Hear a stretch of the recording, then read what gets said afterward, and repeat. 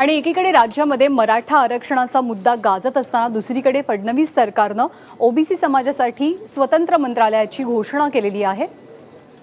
अनेक वर्षांपासून ओबीसी समाजासाठी वेगळं मंत्रालय असावं अशी मागणी होती, ती आता मान्य झाली आहे। यामध्ये 52 पदं असतील, सचिव आणि उपसचिव देखील असणार आहेत आणि ही सगळी पदं तातडीनं भरली जातील असंही मुख्यमंत्र्यांनी स्पष्ट केलंय।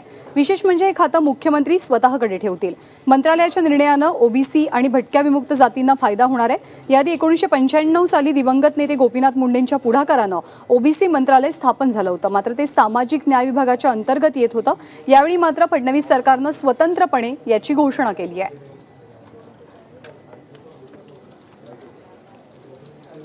या समाजाच्या काही आशा आकांक्षा अपेक्षा देखील आहेत आणि त्यामुळे सातत्याने ही मागणी होत होती की ओबीसी करता एक वेगळं मंत्रालय असलं पाहिजे।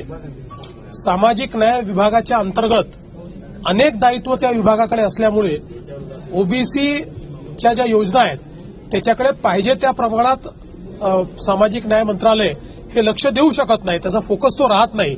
अशा प्रकारची मागणी देखील सातत्याने होत होती आणि म्हणून राज्य सरकारने या संदर्भात आज निर्णय घेतलेला आहे आणि राज्य सरकारने आज एक नवीन मंत्रालय स्थापन करण्याचा आम्ही निर्णय केलेला आहे।